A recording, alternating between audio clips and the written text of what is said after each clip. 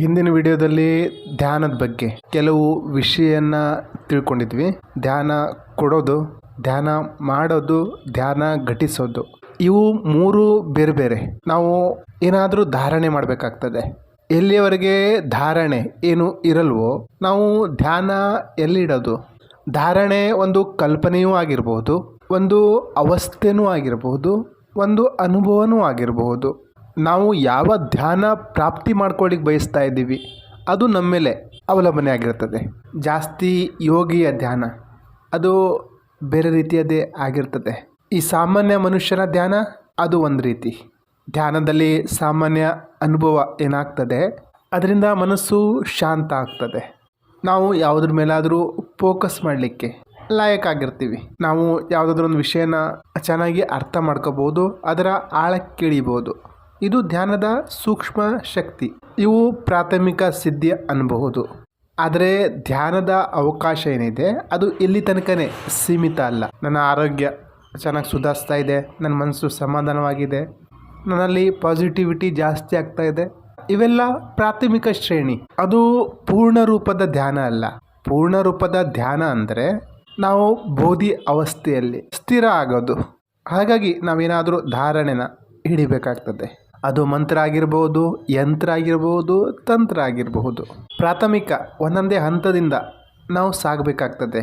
ನಾವು ಒಂದೇ ಸಲ ಯಾರೋ ಗುರುವಿನ ಮುಖಾಂತರ ಆ ಆಧ್ಯಾತ್ಮಿಕ ಧ್ಯಾನನ ಕಲ್ತ್ಕೊಂಡ್ಬಿಟ್ರೆ ನಾವು ಮಾಡಲಿಕ್ಕೆ ಹೋದರೆ ಅದು ಆಗಲ್ಲ.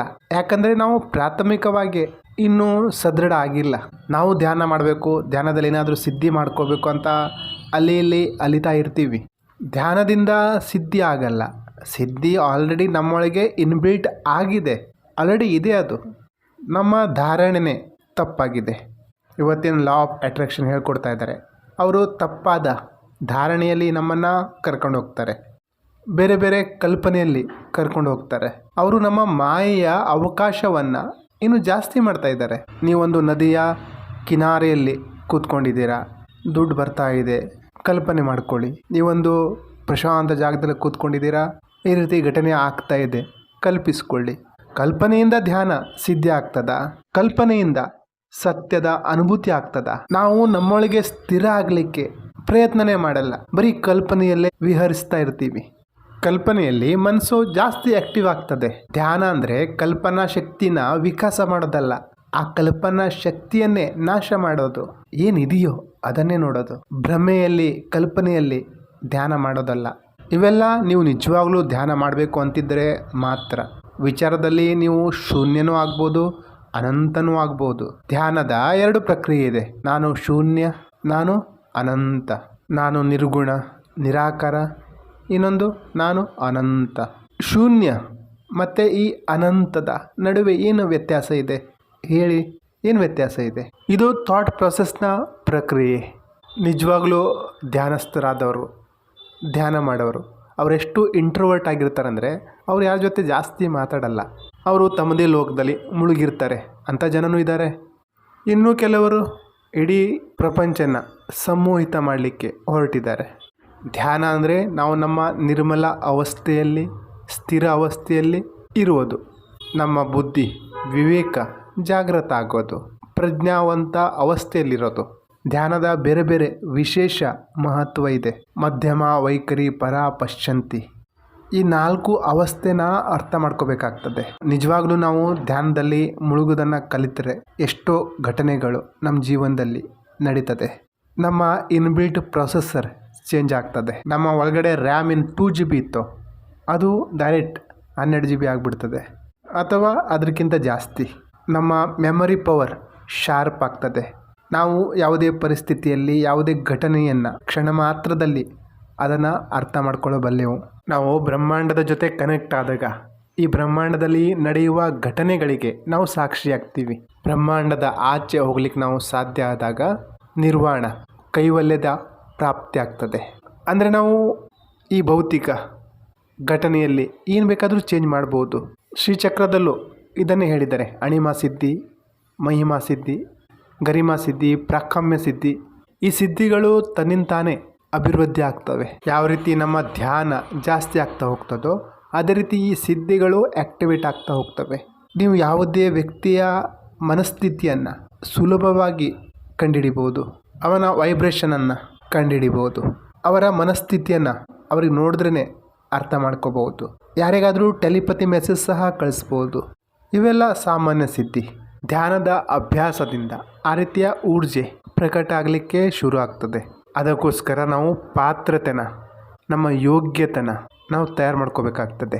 ಒಬ್ಬ ಗುರುವಿನ ಹತ್ರ ಒಬ್ಬ ಶಿಷ್ಯ ಹೋಗ್ತಾನೆ. ಆ ಶಿಷ್ಯ ಗುರುವಿಗೆ ಹೇಳ್ತಾನೆ, ನನಗೆ ಸಮಾಧಿ ಪ್ರಾಪ್ತಿ ಮಾಡ್ಕೋಬೇಕು, ಎಷ್ಟು ವರ್ಷ ಹಿಡಿಬೋದು? ಅದಕ್ಕೆ ಗುರು ಹೇಳ್ತಾರೆ, ಒಂದು 12 ವರ್ಷ ಬೇಕು.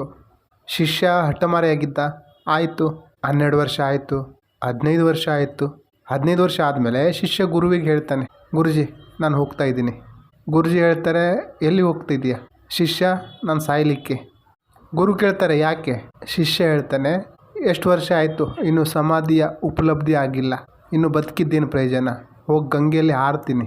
ನಾನು ಮೊದಲೇ ಕೇಳಿದ್ದೆ ಎಷ್ಟು ವರ್ಷ ಆಗ್ಬೋದು ಅಂತ, 15 ವರ್ಷ ಮಾಡಿದ್ರೂ ಏನೂ ಆಗಲಿಲ್ಲ, ಈಗ ಬದುಕೋದು ವ್ಯರ್ಥ ಅಂತಾನೆ. ಅದಕ್ಕೆ ಗುರು, ಸರಿ ಆಯಿತು ಹೋಗು, ಆದರೆ ಹಾರಬೇಕಾದ್ರೆ ಕಲ್ಲನ್ನು ಕಟ್ಕೊಂಡು ನದಿಗೆ ಹಾರು ಅಂತಾರೆ. ಯಾಕಂದರೆ ಮತ್ತೆ ನೀನು ಬದುಕಿ ಬಂದರೆ ಮತ್ತಿದೇ ಬದುಕಬೇಕಾಗ್ತದೆ. ಹಾಗಾಗಿ ಕಲ್ಲನ್ನು ಕಟ್ಕೊಂಡು ಹಾರು. ಅದಕ್ಕೆ ಶಿಷ್ಯ ಆಶ್ಚರ್ಯಚಕಿತನಾಗ್ತಾನೆ. ಆದರೂ ನಮ್ಮಿಬ್ಬರ ಪ್ರಯಾಣ ಇಲ್ಲಿ ತನಕನೇ ಇತ್ತು, ಹೊರಡ್ತಾನೆ. ಆವಾಗ ಗುರು ವಾಪಸ್ ಕರೀತಾರೆ. ಆವಾಗ ಶಿಷ್ಯ, ನೆಮ್ಮದಿಯಾಗಿ ಸಾಯ್ಲಿಕ್ಕೂ ಕೊಡಲ್ವಾ ಅಂತಾನೆ. ಅದಕ್ಕೆ ಗುರು ಕೇಳ್ತಾರೆ, ಏನು ಬೇಕು ನಿನಗೆ? ಅದಕ್ಕೆ ಶಿಷ್ಯ, ಯಾವುದಕ್ಕೋಸ್ಕರ ನಿಮ್ಮ ಹತ್ರ ಬಂದಿದ್ದೀನೋ ಅದೇ ಬೇಕು, ಸಮಾಧಿ. ಗುರು ಅಂತಾರೆ, ಕೂತ್ಕೋ. ಗುರು ಅವನ ಆಜ್ಞಾಚಕ್ರದ ಮೇಲೆ ಸ್ಪರ್ಶ ಮಾಡ್ತಾರೆ. ಅವನಿಗೆ ಸಮಾಧಿ ಪ್ರಾಪ್ತಿ ಆಗ್ತದೆ. ಶಾಂತಿ, ಪೂರ್ಣ ಶಾಂತಿ ಪ್ರಾಪ್ತಿಯಾಗ್ತದೆ. ಆವಾಗ ಶಿಷ್ಯ ಕೇಳ್ತಾನೆ, ಗುರುದೇವ, ಇದು ನನ್ನ 15 ವರ್ಷದ ಸಾಧನೆಯ ಫಲನ ಅಥವಾ ಇದು ನಿಮ್ಮ ಸ್ಪರ್ಶದಿಂದ ಆಯಿತಾ? ಒಂದು ವೇಳೆ ನಿಮ್ಮ ಸ್ಪರ್ಶದಿಂದನೇ ಆಯಿತು ಅಂದರೆ ನೀವಿದನ್ನು ಮುಂಚೆನೂ ಮಾಡಬಹುದಿತ್ತು. ಅಥವಾ ಒಂದು ವೇಳೆ ಇದು ನನ್ನ 15 ವರ್ಷದ ಸಾಧನೆ ಆಗಿದ್ದರೆ ನೀವೇನು ಮಾಡ್ದಂಗಾಯಿತು? ಗುರು ಒಂದೇ ಮಾತು ಹೇಳ್ತಾರೆ, ಅದಕ್ಕಾಗಿ ನಿನಗಿದು ಇನ್ನೂ ಪ್ರಾಪ್ತಿ ಆಗಿರಲಿಲ್ಲ. ಯಾಕೆಂದರೆ ನಿನಗನ್ನಿಸ್ತಾ ಇದೆ ನೀನು ಮಾಡಿದೆ ಅಥವಾ ನನ್ನಿಂದ ಆಯಿತು. ಇದು ನನ್ನಿಂದನೂ ಆಗಿಲ್ಲ, ನಿನ್ನಿಂದನೂ ಆಗಿಲ್ಲ, ಅವನ ಆದೇಶ ಇತ್ತು, ಹಾಗಾಗಾಯಿತು. ಇದೇ ರೀತಿ ಆಗ್ತದೆ. ಒಂದೊಂದು ಸಲ ಶಿಷ್ಯ ಪೂರ್ತಿ ತಯಾರಾಗಿರ್ತಾನೆ, ಗುರು ತಯಾರಿರಲ್ಲ. ಒಂದೊಂದು ಸಲ ಗುರು ತಯಾರಿರ್ತಾನೆ, ಶಿಷ್ಯ ತಯಾರಾಗಿರಲ್ಲ. ಒಂದೊಂದು ಸಲ ಇಬ್ಬರು ತಯಾರಾಗಿರ್ತಾರೆ, ಆದೇಶ ಬಂದಿರಲ್ಲ. ಇದೇ ರೀತಿ ಭಗವಂತ ಬುದ್ಧ ಅವರ ಶಿಷ್ಯ ಒಬ್ಬರಿದ್ದರು, ಆನಂದ ಅಂತ. ಆನಂದ ಅವನ ಹೆಸರು. ಅವರು ಪೂರ್ತಿ ವರ್ಷ ಇಡೀ ಜೀವನ ಬುದ್ಧನ ಜೊತೆ ಇದ್ದರು. ಅವರು ಒಂದು ಸಲ ಬುದ್ಧನ ಹತ್ರ ಕೇಳ್ತಾರೆ, ನನಗೆ ಯಾವಾಗ ಸಮಾಧಿ ಪ್ರಾಪ್ತಿ ಆಗ್ತದೆ? ಬುದ್ಧ ಹೇಳ್ತಾರೆ, ಆಗ್ತದೆ, ಧ್ಯಾನ ಇಡು, ಧ್ಯಾನದಲ್ಲಿ ಕೂತ್ಕೋ. ಆನಂದನಲ್ಲಿ ಅಪಾರವಾದ ಗುರು ಭಕ್ತಿ ಇತ್ತು. ಗುರು ಸೇವೆ ಮಾಡ್ತಾಯಿದ್ರು. ಅವರು ತಮ್ಮ ಇಡೀ ಜೀವನವನ್ನು ಗುರು ಸೇವೆ ಮಾಡಲಿಕ್ಕೆ ಕಳೆದರು. ಅವರು ಗುರುವಿನಿಂದ ಪ್ರಾಪ್ತಿ ಆಗ್ತದೆ. ಹಾಗಾಗಿ ಅವರು ಸಾಧನೆ ಕೂತ್ಕೊಂಡಿಲ್ಲ, ಸಾಧನೆ ಮಾಡಿಲ್ಲ. ಆನಂದ ಬುದ್ಧನಿಗೆ ಎಷ್ಟು ಹಚ್ಕೊಂಡಿದ್ರಂದರೆ ಬುದ್ಧರಿಗೆ ಇವರು ಬಿಡಲಿಕ್ಕೆ ತಯಾರಿರಲಿಲ್ಲ. ಬುದ್ಧ ದೇಹ ತ್ಯಾಗ ಮಾಡ್ತಾರೆ. ಆನಂದನಿಗೆ ವಿರಹ, ಅವರು ಸಮಾಧಿಗೆ ಹೋಗ್ತಾರೆ. ಪುರುಷಾರ್ಥ ಎಲ್ಲರೂ ಮಾಡ್ತಾರೆ, ಆದರೆ ಆ ಪುರುಷಾರ್ಥದ ಒಳಗೆ ನಮ್ಮನ್ನು ನಾವು ತೊಡಗಿಸ್ಕೊಳ್ಳೋದು ಮುಖ್ಯ ಆಗ್ತದೆ. ಪ್ರತಿ ಕೆಲಸದಲ್ಲಿ ನಮ್ಮ ಧ್ಯಾನ ಗಮನ ಎಷ್ಟು ಹಾಕಬೇಕಂದ್ರೆ ಅದೇ ಧ್ಯಾನ ಆಗಬೇಕು. ಆ ಕೆಲಸದಲ್ಲಿ ನಮ್ಮ ಶರೀರ, ನಮ್ಮ ಮನಸ್ಸು, ನಮ್ಮ ಆತ್ಮನ ಎಲ್ಲವನ್ನು ಹಾಕಬೇಕು. ಎಲ್ಲಿವರೆಗೆ ನಾವು ನಮ್ಮನ್ನು ಕಳೆದುಕೊಳ್ಳಲ್ವೋ ಅಲ್ಲಿವರೆಗೆ ಏನೂ ಆಗಲ್ಲ. ನಾವು ಕಳೆದು ಹೋಗಲಿಕ್ಕೆ ಹೆದರ್ತೀವಿ. ಹೆದರೋದು ನಾವಲ್ಲ, ಮನಸ್ಸು. ನಮ್ಮನ್ನು ನಾವು ಕಳೆದುಕೊಳ್ಳೋದಂದರೆ ಮಗ್ನರಾಗೋದು, ಮುಳುಗೋಗ್ಬಿಡೋದು. ಆವಾಗಲೇ ಏನಾದರೂ ಆಗ್ಲಿಕ್ಕೆ ಸಾಧ್ಯ. ಸಮಾಧಿಯ ಪ್ರಾಪ್ತಿ ಆಗಲಿಕ್ಕೆ ಶುರು ಆದಾಗ ಶರೀರ ಬಿಡಲಿಕ್ಕೆ ಶುರು ಆಗ್ತದೆ. ಒಂದು ಹಂತ ಬರ್ತದೆ, ನಾನು ಸತ್ತೋಗ್ತೀನೇನೋ ಅನಿಸ್ಬಿಡ್ತದೆ. ನನ್ನ ಶರೀರ ಬಿಟ್ಟು ಹೋಗ್ತಾ ಇದೆ, ನನ್ನ ಪ್ರಾಣ ಬಿಟ್ಟು ಹೋಗ್ತಾ ಇದೆ, ನಾನು ಶರೀರದಿಂದ ಹೊರಗಡೆ ಬಂದುಬಿಡ್ತೀನಿ. ಶರೀರದಲ್ಲಿ ತುಂಬ ನೋವು ಶುರು ಆಗಲಿಕ್ಕೆ ಸ್ಟಾರ್ಟ್ ಆಗ್ತದೆ.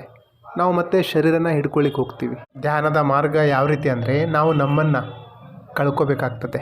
ಆವಾಗಲೇ ಧ್ಯಾನದ ಉಪಲಬ್ಧಿ ಆಗ್ತದೆ, ಚೇತನದ ಉಪಲಬ್ಧಿ ಆಗ್ತದೆ. ಮನಸ್ಸು ಮತ್ತು ಆತ್ಮ ಬೇರ್ಪಟ್ಟಾಗಲೇ ಸಾಕ್ಷಿಯ ಪ್ರಕಟ ಆಗ್ತದೆ. ಈಗ ಎರಡು ಒಟ್ಟಿಗೆ ನಡೀತಾ ಇದೆ. ಒಂದು ಸಲ ಮನಸ್ಸಲ್ಲಿರ್ತೀವಿ, ಒಂದು ಸಲ ಆತ್ಮದಲ್ಲಿರ್ತೀವಿ. ಈ ಸಾಕ್ಷಿ ಪ್ರಕಟ ಆಗೋದು ಹೇಗೆ? ನಮ್ಮಲ್ಲಿ ಒಂದು ಧಾರಣೆ ಇರಬೇಕಾಗ್ತದೆ. ನಮ್ಮ ಧಾರಣೆ ಎಷ್ಟು ಸ್ಟ್ರಾಂಗ್ ಆಗಿರಬೇಕು ಅಂದರೆ ಆ ಕಲ್ಲಿನಲ್ಲೂ ಸಹ ಮೂರ್ತಿ ಪ್ರಕಟ ಆಗಬೇಕು. ಆ ಧಾತುವಿನ ಯಂತ್ರದಲ್ಲೂ ಸಹ ದೇವಿಯ ಪ್ರಕಟ ಆಗಬೇಕು. ನಮ್ಮ ಶ್ರದ್ಧೆ, ನಮ್ಮ ಭಕ್ತಿ, ನಂಬಿಕೆ ಎಷ್ಟು ಆಳವಾಗಿರ್ಬೇಕಂದ್ರೆ ನಾವು ಈ ಮೂರ್ತಿಯಲ್ಲೂ ಈ ಯಂತ್ರದಲ್ಲೂ ದೇವಿ ಇದೆ ಅನ್ನೋದು ಗೊತ್ತಿರಬೇಕು. ನಂಬಿಕೆ ಬಲವಾಗಿರಬೇಕು. ಕಲ್ಲಿನಲ್ಲೂ ದೇವಿ ಇದ್ದಾಳೆ ಅನ್ನೋ ನಂಬಿಕೆ ಇರಬೇಕು. ಆ ಶ್ರದ್ಧೆನೇ ಪವರ್, ವಿಶ್ವಾಸನೇ ಆ ಪವರ್. ಅದರಿಂದ ಪರಮಾತ್ಮನ ಪ್ರಕಟ ಆಗ್ತದೆ. ನಾವು ಒಂದು ಕಡೆ ಫೋಕಸ್ ಮಾಡಬೇಕಾಗ್ತದೆ. ಏನೇ ಇರಲಿ, ನಿಮ್ಮ ಹತ್ರ ಒಂದು ಫೋಟೋ ಇದ್ರೂ ಸಹ, ನಿಮ್ಮ ಮನೇಲಿ ಒಂದು ದೇವಿ ಫೋಟೋ ಇದ್ರೂ ಸಹ ನಿಮಗೆ ಶ್ರದ್ಧೆ ಇರಬೇಕು. ದೇವಿ ಇದರಲ್ಲಿ ಇದ್ದಾಳೆ ಅನ್ನೋ ಬಲವಾದ ನಂಬಿಕೆ ಇರಬೇಕು, ವಿಶ್ವಾಸ ಇರಬೇಕು, ಧಾರಣೆ ಅಷ್ಟು ಬಲ ಆಗಿರಬೇಕು. ಯಾವುದೇ ಮಂತ್ರ ತಗೊಳ್ಳಿ, ಯಾವುದೇ ಶಬ್ದ ತಗೊಳ್ಳಿ, ಮತ್ತು ಆ ಭಕ್ತಿಯಲ್ಲಿ, ಆ ಪೂಜೆಯಲ್ಲಿ ಆನಂದ ಇರಬೇಕು, ಆ ಕ್ರಿಯೆಯಲ್ಲಿ ಆನಂದ ಇರಬೇಕು. ನಾವು ಬಲವಂತವಾಗಿ ಕೂತ್ಕೊಂಡು ಪೂಜೆ ಮಾಡಿದ್ರೆ ದೇವರು ದುಃಖಿ ಆಗ್ತಾನೆ.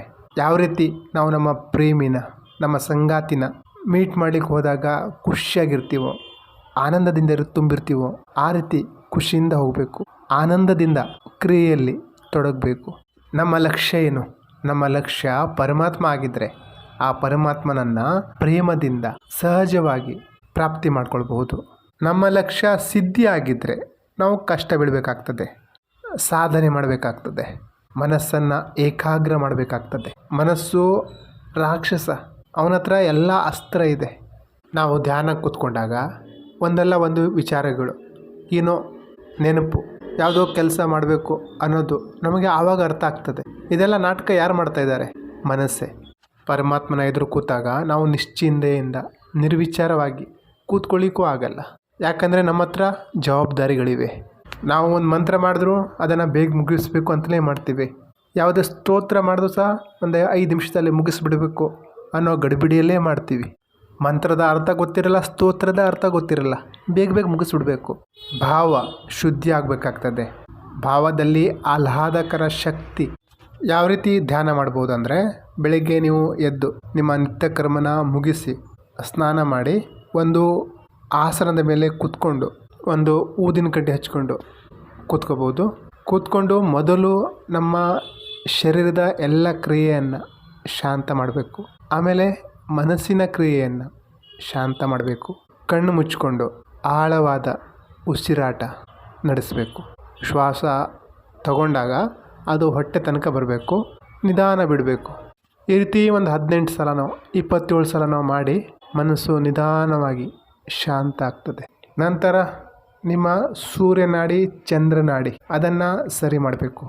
ಅದನ್ನು ಸರಿ ಮಾಡಲಿಕ್ಕೆ ಅನುಲೋಮ ವಿಲೋಮ ಮಾಡಬೇಕು. 1 ನಿಮಿಷ ತನಕ ಮಾಡಿ, 5 ಸಲನೋ 10 ಸಲನೋ ಮಾಡಬಹುದು. ಅದಾದಮೇಲೆ 1 ನಿಮಿಷ ತನಕ ಕಪಾಲಭಾತಿ ಕ್ರಿಯೆ ಮಾಡಿ. ಅದರ ನಂತರ ಮತ್ತೆ 18 ಸಲನೋ 27 ಸಲನೋ ಆಳವಾದ ಉಸಿರಾಟ ನಡೆಸಿ. ಈ ರೀತಿ ಮಾಡಿದಾಗ ನಿಮ್ಮ ಪ್ರಾಣದ ರಿದಮ್ ಏನಿದೆ ಅದು ಸೆಟ್ ಆಗ್ತದೆ. ಇದಾದಮೇಲೆ ಒಂದು ಸಲ ಕುಂಭಕ ಮಾಡಿ, ಆಳವಾದ ಉಸಿರು ತಗೊಂಡು ಹೋಲ್ಡ್ ಮಾಡಿ ಬಿಡಿ. ಇದಾದಮೇಲೆ ನಿಮ್ಮ ಆಜ್ಞಾ ಚಕ್ರದ ಹತ್ತಿರ ನಿಮ್ಮ ಪ್ರಾಣನ ಫೀಲ್ ಮಾಡೋ ಪ್ರಯತ್ನ ಮಾಡಿ. ಇದಾದಮೇಲೆ ನಿಮ್ಮ ಶ್ವಾಸ ಅದ್ರ ಪಾಡಿಗೆ ಅದು ಬರಲಿ ಹೋಗಲಿ, ನೀವೇನು ಮಾಡಲಿಕ್ಕೆ ಹೋಗ್ಬಿಡಿ, ರಿಲ್ಯಾಕ್ಸ್ ಆಗಿರಿ. ನಿಮ್ಮ ಧ್ಯಾನ ಪೂರ್ತಿ ಆಜ್ಞಾ ಚಕ್ರದ ಮೇಲೆ ತನ್ನಿ. ಬೇಕಾದರೆ ನೀವು ಮಂತ್ರದ ಉಚ್ಚಾರಣೆನೂ ಮಾಡ್ಬೋದು. ಓಂ ನಮಃ ಶಿವಾಯ, ಹರೇ ರಾಮ ಹರೇ ಕೃಷ್ಣ, ಯಾವ ಮಂತ್ರ ನಿಮ್ಮ ಫೇವ್ರೇಟ್ ಇದೆಯೋ ಅದರ ಚಾಂಟಿಂಗ್ ಮಾಡಿ. ಏನೂ ಅರ್ಥ ಆಗ್ತಾಯಿಲ್ಲ, ಏನೂ ಗೊತ್ತಿಲ್ಲ ಅಂದರೆ ಬರೀ ಓಂ ಮಾಡಿ, ಓಂ ಉಚ್ಚಾರ ಮಾಡಿ. ಪ್ರಾರಂಭದಲ್ಲಿ ಮಂತ್ರ ಮಾಡಿದಾಗ ಸ್ಪೀಡಾಗೇ ಮಾಡಬೇಕು. ಒಂದು ವೇಳೆ ಓಂ ಮಾಡ್ತಾಯಿದ್ರೆ ಓಂ ಓಂ ಓಂ ಓಂ ಓಂ ಓಂ. ಪ್ರಾರಂಭ ಒಂದು 5 ನಿಮಿಷದಿಂದ ಮಾಡಿ. ಒಂದು 9 ದಿವಸ ಆದಮೇಲೆ ನಿಧಾನ ನಿಮ್ಮ ಸಮಯನ ಜಾಸ್ತಿ ಮಾಡಿ, ಜಪನ ಜಾಸ್ತಿ ಮಾಡಿ. ಮುಂಚೆ 5 ನಿಮಿಷ ಮಾಡ್ತಾಯಿದ್ರಿ, ಈಗ 10 ನಿಮಿಷ ಮಾಡಿ, 15 ನಿಮಿಷ ಮಾಡಿ, 20 ನಿಮಿಷ ಮಾಡಿ. ಈ ರೀತಿ ನಿಮ್ಮ ಅಭ್ಯಾಸನ ಮುಂದುವರಿಸಿ. ಒಂದೇ ಸಲ ಅರ್ಧ ಗಂಟೆ ಮಾಡ್ತೀನಿ, 1 ತಾಸು ಕೂತ್ಕೊಳ್ತೀನಿ ಅಂದರೆ ಯಾವತ್ತೂ ನೀವು ಮೆಡಿಟೇಷನ್ ಸವಾಸಕ್ಕೆ ಹೋಗಲ್ಲ. ಪ್ರಾರಂಭ ಒಂದು 5 ನಿಮಿಷದಿಂದ ಸ್ಟಾರ್ಟ್ ಮಾಡಿ, ನಿಧಾನವಾಗಿ ಅದನ್ನು ಹೆಚ್ಚಿಸ್ತಾ ಹೋಗಿ. ಎಷ್ಟು ನೀವು ನಿಮ್ಮ ಅಭ್ಯಾಸನ, ನಿಮ್ಮ ಧ್ಯಾನದ ಸಮಯನ ಜಾಸ್ತಿ ಮಾಡ್ಕೊಳ್ತಿರೋ ಅದೇ ರೀತಿ ನಿಮ್ಮ ಚೇತನದ ಜಾಗೃತಿ ಆಗ್ತಾ ಹೋಗ್ತದೆ. ಅದೇ ರೀತಿ ನಮ್ಮೊಳಗೆ ಚೇತನ ಜಾಸ್ತಿ ಆಗ್ತಾ ಹೋಗ್ತದೆ. ಇದು ಸಾಮಾನ್ಯ ಧ್ಯಾನದ ರೀತಿ. ಇದೇ ರೀತಿ ನೀವು ಒಂದು 45 ನಿಮಿಷ ತನಕ ಜಾಸ್ತಿ ಮಾಡಿ. ಈ ರೀತಿ ಮಾಡಿದಾಗ ನೀವು ಒಂದು ಆಸನದಲ್ಲಿ ಕೂತ್ಕೊಳ್ಳಿಕ್ಕೆ, ಸ್ಥಿರವಾಗಿ ಕೂತ್ಕೊಳ್ಳಿಕ್ಕೆ ಯೋಗ್ಯರಾಗ್ತೀರ.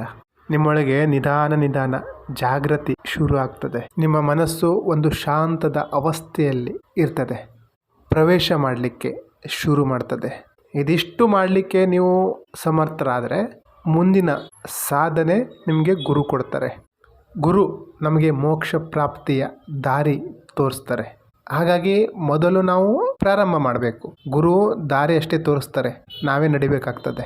ಧ್ಯಾನದ ಬಗ್ಗೆ ಎಷ್ಟೋ ಭ್ರಾಂತಿಗಳಿವೆ, ಎಷ್ಟೋ ರೀತಿ ರಿವಾಜುಗಳಿವೆ. ಎಷ್ಟಂತ ಮಾಡೋದು? ಅದಕ್ಕಿಂತ ಒಳ್ಳೆಯದು ನಾವು ನಮ್ಮೊಳಗಿನ ಮೂಲ ತತ್ವನ ಜಾಗೃತಿ ಮಾಡೋಣ. ನಮ್ಮೊಳಗೆ ಆ ಮೂಲ ತತ್ವನ ಪ್ರಕಟ ಮಾಡಿ ಜಾಗೃತರಾಗೋಣ. ಆ ಧ್ಯಾನನ ಜಾಗೃತಿ ಮಾಡೋಣ.